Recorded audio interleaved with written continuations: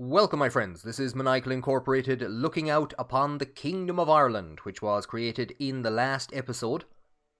We still have problems with the succession. Maybe not problems, maybe that's not the right way to put it. Considerations that need to be made. So that's where I am going to start today. I've been given out about him in the last few episodes, our stone-useless son, Seachnasach. He has the chaste trait, and the lazy trait, and the callous trait. And I was thinking of trying to disinherit him. He won't join the priesthood, he won't become a monk. So what I'm going to do is marry him off to another chaste lady.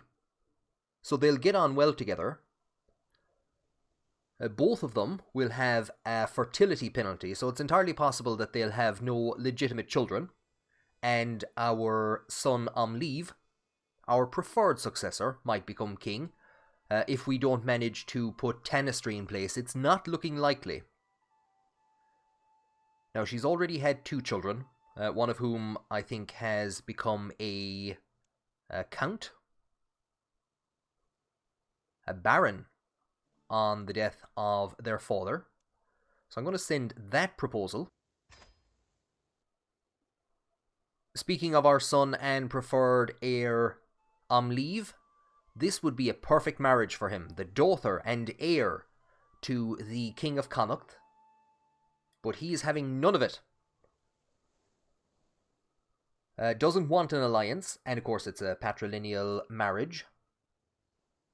Maybe if we had looked at this before inviting Connacht to become part of the Kingdom of Ireland, that minus 100 from not wanting an alliance mightn't be there, because of course as our vassal he doesn't really need that alliance. So we might be able to do something about this. We can't sway him, but maybe we could do something about this later on, because this would be fantastic to get a member of the Dál Fiatach on the throne of Connacht and Ireland and Croatia. Can't forget about Croatia. So we'll come back to this later on. I'm also just looking around the court to see if there are any children in need of an education. Here is Lachlan, the son of our knight Teithmar and our aunt Martha. And I'm going to send him to the court of Leinster, to Vaughan, a vassal of the King of Leinster. Well, I suppose he's the king of the actual county of Leinster. The province is going to be given over to the Maculaphorics at some stage. But Vaughan, he's an insightful thinker, compassionate, shy, stubborn, not traits to worry too much about for somebody who might either become a monk or maybe even our bishop someday. So we will send that proposal. We have here a random member of the court. He's not much good at anything. Insightful thinker, chaste, humble, lazy. Average learning. I'm going to see about having him take vows, but at the moment we can't because he is not Catholic. He is Catholic. So what we will do is we will demand his conversion from Catholicism to Catholicism. He will accept. So he has indeed accepted. I think this is the first time I'm actually going to get somebody to take vows, and it looks like he will accept taking holy vestments as well. There is that alliance between our son and this little Baba's mother, or the marriage I should say. And there he goes. He's tonsured his hair, he's put on a habit, and he's got 2 hands holding him up to the sky. Somebody is trying to sell us I think it's a great axe. A fine battle axe for 80 quid. Unfortunately, we do not have that kind of money, and that is going to be our big concern at the moment, is just trying to get some money together to do a couple of things. I have my steward increasing development in, I think, Breffni, outside of my own actual lands at the moment. I'm gonna hand Breffni over to Connacht as well at some stage. And that's one of the reasons why I would actually like to play as Seachnasach, because he will have the learning traits to help improve development. So that's why I'm kind of coming around to the idea that Seachnasach might indeed inherit and rule after us. At the end of the last episode, our dear friend Crusader asked to carry out basically a census. He's gone off and done that. Development progress increases by 35 in every county. I don't know, is that every county in the kingdom, or is it the counties I hold directly, which is a grand total of 1. But we gain some prestige and he gains some prestige, so gold well spent. We've just gotten a pop-up that our councillor Donncha has died. This is Donncha of Ossory, who was married to our aunt, Muirmuin. They did have a child. They had a daughter. She has inherited Ossory, and she is married to a member of the Ivrian. And they have... Do they have a child? No, but her... No, she does.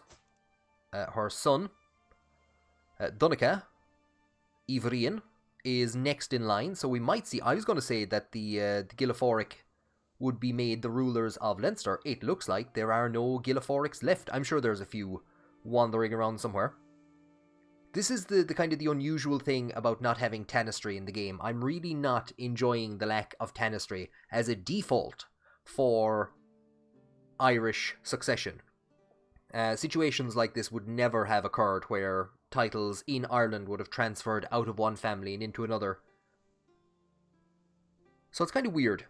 I would like to see Tanistry as the default. Maybe there's some reason that can't be done. But anyway, what we now have to do is go and find a new marshal.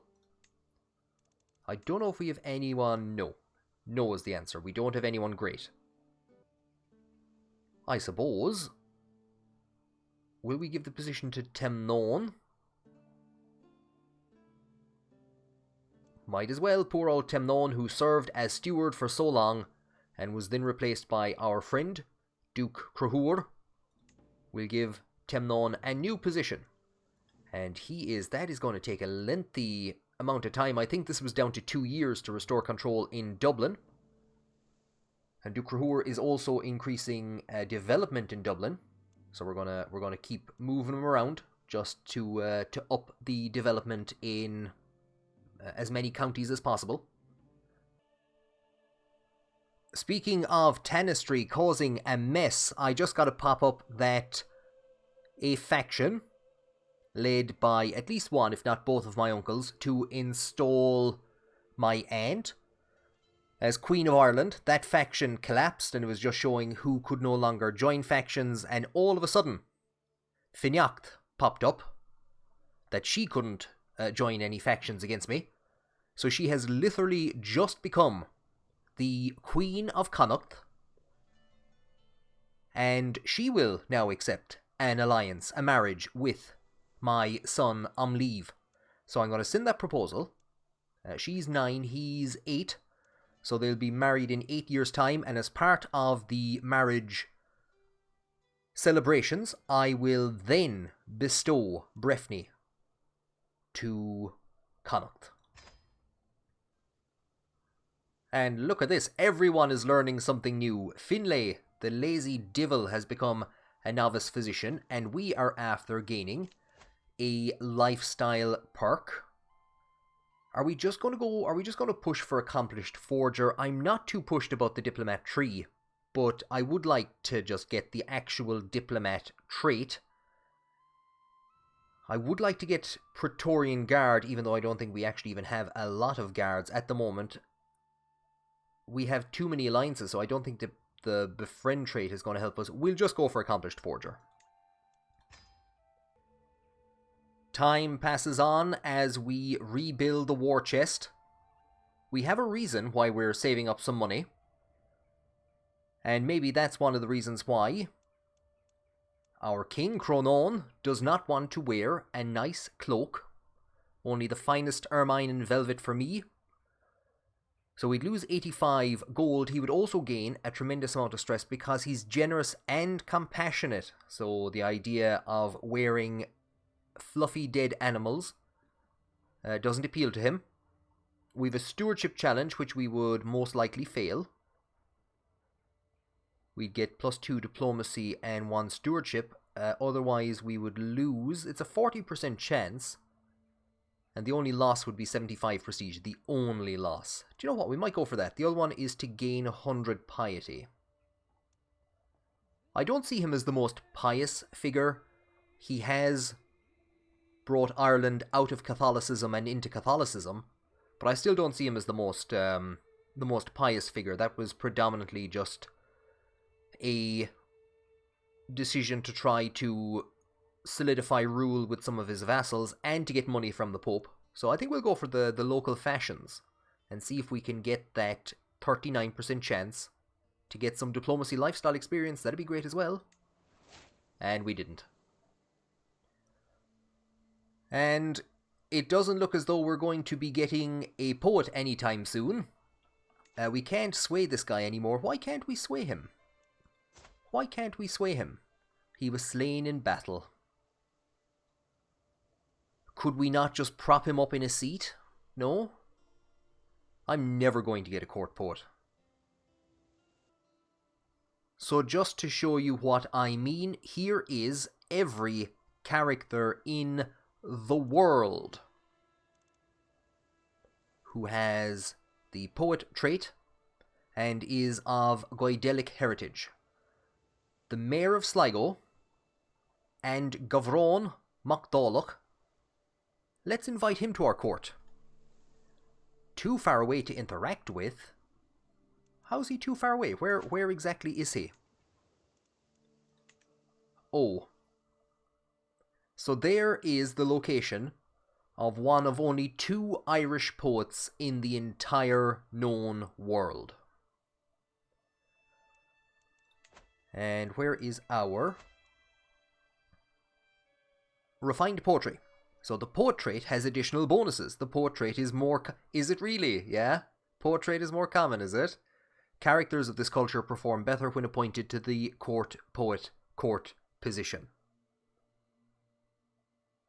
So yeah, I don't think we're going to be getting a poet anytime soon, unless he maybe takes a trip down to Croatia and takes the boat back to Ireland.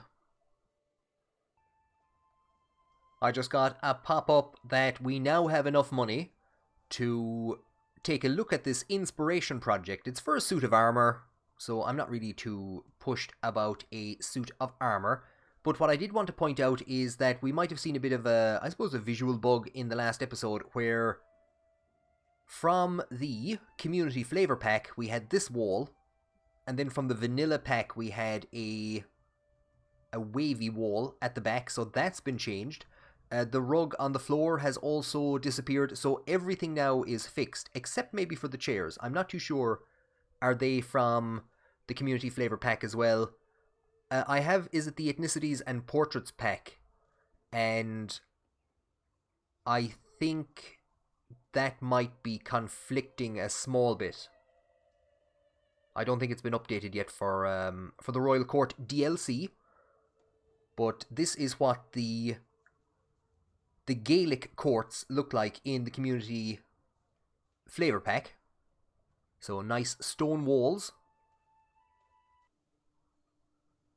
It took me a while to figure out what was going on here. We got a pop-up that our cousin was killed by a peasant revolt, or he was killed in a peasant revolt, and I was trying to figure out how this man was related to us. So here is our grandfather. And of course here is our mother, Elena, the first wife of our father, Quirkta. And of course she's pretty much forgotten due to our father's second wife, our stepmother, the Queen of Croatia. So we do tend to forget that that our father had 2 wives. So this is our mother Elena, and some branch of our family has been killed in a a peasant revolt, so there seems to be a bit of anarchy going on out in that direction. Here we are in the military screen. We're going to have to do something about our knights at some stage. Here's a good enough figure that we could recruit. I think 75 gold. Because we're going to see Finlay either pass away or get pushed down soon enough. And we're seeing a lot of elderly and useless figures, even more useless figures behind them. For now, though, what I'm going to do is I'm going to increase the size of our light footmen. Not destroy, increase. And as soon as I get maybe one more goal together, I'm going to create mangonels. We might be able to just play this out for the day or two. Or maybe not, but basically at the end of the next month, there we go. We will create that. That has bankrupted us. And it's going to take a while now to start putting those numbers together, to fill those units and get the gold back to maybe another 100. But we do need to begin expansion of the army, like I said, to actually get the numbers up. Levies aren't too bad, and we are trying to get more levies from other areas, but where we're being hit is that the levies are quite weak. Do you want a mangonel? Is that it? Because I'll take it up there. I'll take it up there and I'll test it out now. So he heard the threats we were making to him. He's after hearing that we have gone up a level of grandeur and that we've gotten mangonels. He hasn't brought anything with him, but we'll show him in.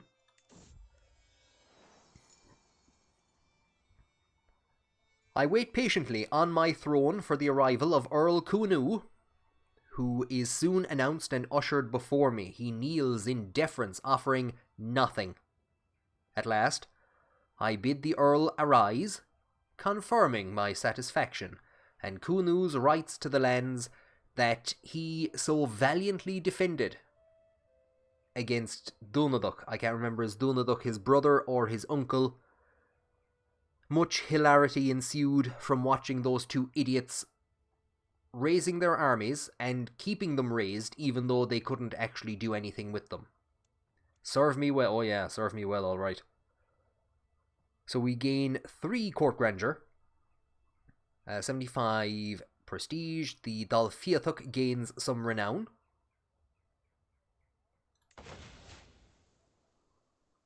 And just like that, we're up to level 3. How handy. Not alone are they no longer at war, but my uncles, Cúnú and Dúnadach, seem to have formed an alliance, which at the moment is pretty much just concerned with getting one of their sisters onto the throne of Ireland, or so far that's all they've been trying to do. I'm here in the council page because I think we have just unlocked the bestow royal favour, a trait or action, and one of the things it can do is end internal wars. So a pity we didn't have that a bit earlier. What are they fighting for this time? Or they just want lower crown authority. No, go away. We haven't done anything to try and get our stress levels down. We're still stressed from the last time that we had a mental break. We haven't really gotten the money together for feasts or for going on hunts or anything like that. We could take more stress, but like I said, we're not going to be in a position to get the money together to actually spend it on de-stressing ourselves. So I think, like previous members of our family, we are going to turn to the drink. Now what's it going to do? It's going to give us stress loss anyway. That's the most important thing. It's going to decrease our stewardship and our prowess. We are not a military-minded figure. I don't think our stewardship is great to start with. So it is probably going to hit taxation a bit. but I definitely don't want to go for improvident, losing 85, absolutely not. A few drinks. So we've gone down by 0.1 per month anyway, because we're spending it on hooch. It's been a while since we've paid a visit over in this direction, long enough that we can actually ask the Pope for more money, which is what I'm going to do. So he'll lose 20 opinion. That'll bring him down to 19. I think it's going to take a while for that to recover, so we might want to see about maybe sending some representatives out to increase that opinion. I think it's something our Chancellor can do. We'll see if that'll come true. Croatia, our stepmother, has had a few children with her pants on fire. We will absolutely, yeah, oh, so wisely. 125, I was expecting 100. That's fantastic. I remember saying we don't need piety for anything. Well, we need piety to get more money off of him in future. And we are also in a position to finish off the diplomat trait. So I didn't actually check what that will give us. I think it gives us a flat +3 diplomacy. Independent ruler opinion +20. Personal scheme power +25. It was mostly for that +3 to diplomacy that I wanted it. The Majesty focus is doing well for us. However, especially now that we're drunk, I think what we might do is the same old, switch over to the wealth focus. And I'm not entirely too sure which one we're going to go down. It could be architect and focus on getting some buildings up. Could be war profiteer. What? What wars? What wars? What wars do we intend fighting? We've just gotten a pop-up that our cousin, who has just become Duke of Moray, will sign an alliance with us, bringing in another 1,200 troops. That is excellent news, because we're finding it hard to agree alliances at the moment because we have so many, predominantly with our brother-in-laws in England and with vassals in Ireland. Let's actually just take a look at some of the alliances we have. So Connacht, that's not much good to us. The Godwinsons in Oxford. Gwynedd, that is a very important alliance. Munster, again, not as important. There's our brother-in-law in Hampshire, our brother-in-law in Dorset, and our, what is he? Grandson-in-law? Shocknasuk's son-in-law. No, Shocknasuk's stepson. With the money that we have gotten from the Pope, we are going to invite new knights to join our court. So we will send out the invitations, and hopefully we'll be able to hire a few of those. We'll come and take a look at our court, and we are going to appoint positions that would not have existed in medieval Ireland. Master of the Horse. So it will increase knight effectiveness. And it will also increase court grandeur, which is something that we would like to do. It is going to cost 0.62 per month. And here is our mayor, who some vassals attempted to force out in the last episode. He has good aptitude for the position, so we are going to appoint him. There's nobody else who we could kind of think of appointing. I don't think we have any positions for Shocknasuk. High Alamoner? Poor. It's probably that lazy trait. Our cousin has accepted that alliance, and here is another Scottish alliance. Duke Gospatrick II of Lothian. His son, not his heir. Is he going to get something? He is. He's going to get an earldom and a bishopric. But his son and our daughter, Princess Banmead. So that'll bring in 1,100. So we're establishing good solid alliances in Scotland and Wales. And we really do need the troops. I would like to increase my men at arms numbers a bit more. We've just gotten a knight, Leinchuk, who has arrived in court. He wants 115 quid. So I'm going to have to wait for 1 or 2 more knights to arrive. I would also like to try to get some knightly families going. Murcha has seen sense in Leinster and converted from Norse to Irish. I would like to try and create some knightly families, but we're not seeing it. I married off a lot of high prowess figures there, and I don't think any of them had children. And of course, our dreams of a hereditary spy mastership have failed in a blaze of madness. Here's Ermengar, who I married to Ban Muin. Now, she somehow became our court jester. But of course, they had no children. High intrigue, very high intrigue, and the Herculean trait.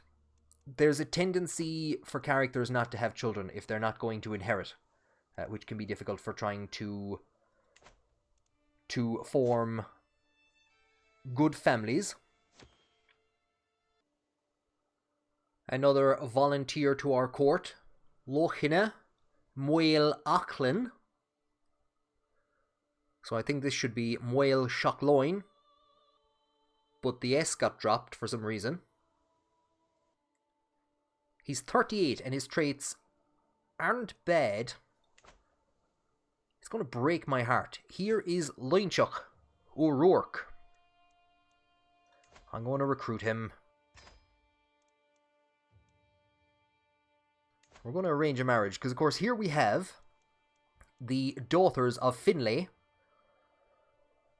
And they have that robust trait.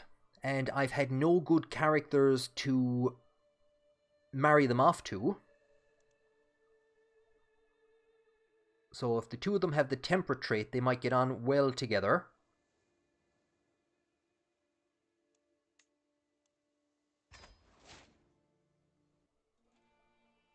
I'm not going to lie, that was an unexpected update. High Queen Gunhilda has become pregnant. And here we have a call to war. Now, I'm obviously going to accept. This pushes some of our goals out by a bit, because we have been building our alliances and building the army. There's a reason for that. But this is actually going to be an interesting test of our new knight and our new martial capacities. What is actually going on here? I think somebody is trying to claim our cousin's duchy. That is no good, because we need him in place to support us, so we will absolutely accept. As we set off on our march into Scotland for what should be a fairly easy operation, our aunt, Orla, gives out to us. I'd say she's angry because of her 2 idiot brothers who have tried to install her as Queen of Ireland, but they haven't made any solid attempts. She's become our rival. I was hoping that we might have lost some stress there. Unfortunately not. First day on the job, and Leinchuk has been put in charge of the army. This is looking like it should be a fairly easy enough operation, unless they pull in more allies. All those fears that I had about the succession, how it's become a bit convoluted and how this ape might end up as ruler one day. Well, our poor son Shaknasuk has fallen ill with cancer. I feared this is the end. Only a miracle can save him. Well, he is going to be left in the care of Finlay, who of course raised him, trained him to be lazy and callous, and chaste. Be cautious, do no more than is necessary, or time for drastic measures. Risky treatment may have great outcomes, but could also lead to worsened symptoms or permanent injury. I don't think we can be going for drastic measures with a novice physician. Do no more than is necessary. Well, that most certainly straightens out the succession. Oh God, how could you do this to Seachnasach?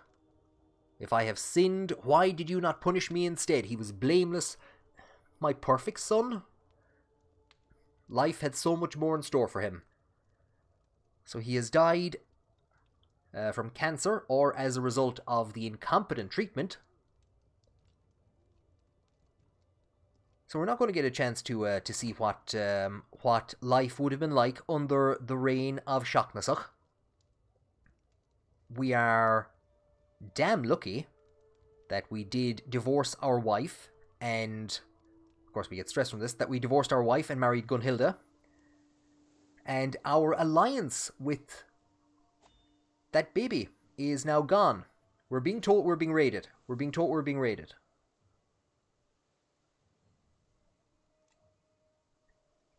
God damn it, Iceland. Updates galore. A new knight has arrived at the court. A person of interest has died. Queen Blanche of Croatia. We've a couple of things to deal with. I'm trying to catch an army that is running away from us. I want to bring this war to an end as quickly as possible. The way we can go and deal with Iceland. Our cousin in Leinster is trying to change her vassal contract.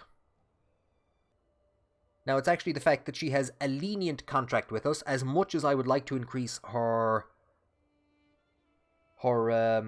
contributions, we could either get her to pay 100. We're losing 4.4 for keeping the army maintained.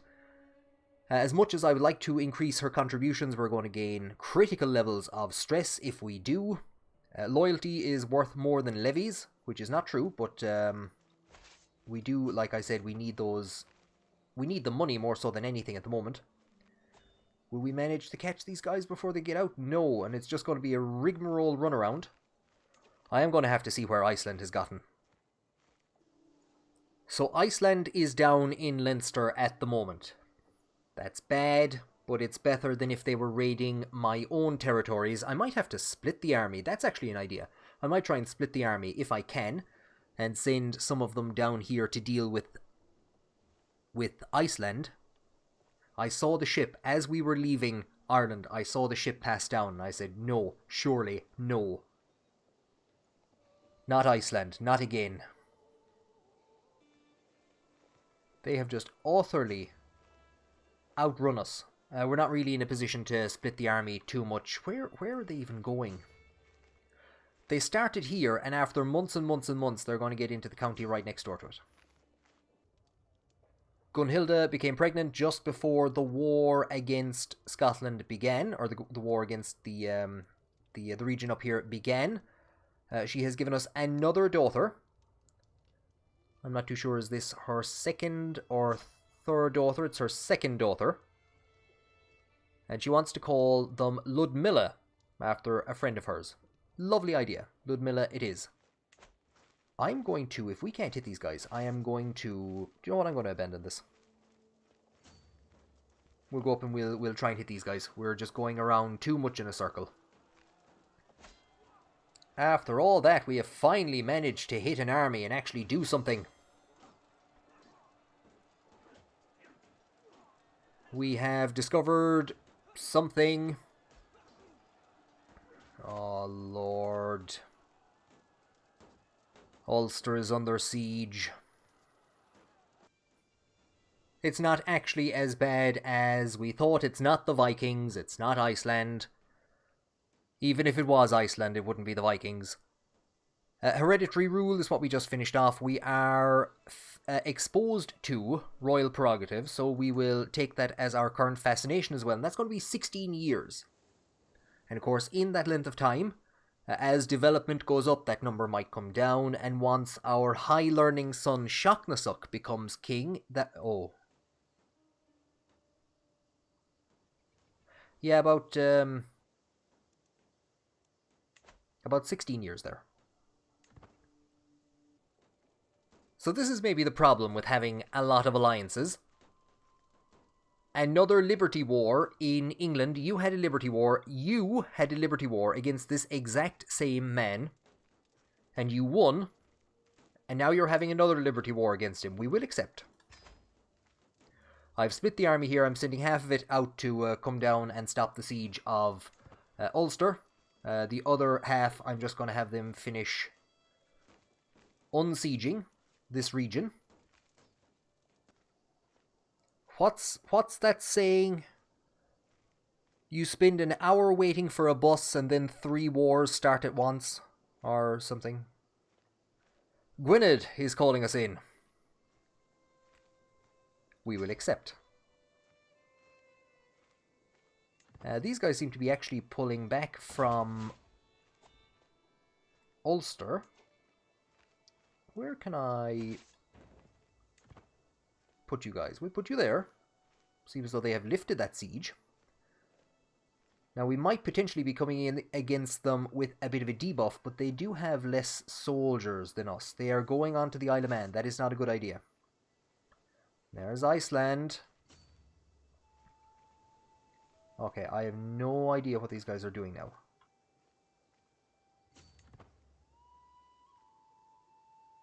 Well, we've lifted the siege. We have also won our siege up here. That has put us into a plus 18%. So maybe if we can siege down some areas. The Mangonels have been left with this group. I'm just trying to see what these guys are doing. Gunhilda has become pregnant again. Iceland is off. Iceland is off. Off you go, Iceland. I have no idea what they're doing. Court grandeur has been falling because we haven't been maintaining it. We're a bit busy. And Finlay is no longer our court physician. After all the anarchy that he has caused, failed to save our son. Finlay has died. And Lothian is declaring an independence war. But you know what? We have the soldiers here. We might as well. In our dungeons, we have a single prisoner, Sogan. We negotiate his release. We recruit him. Sogan has accepted. He has been recruited to our court.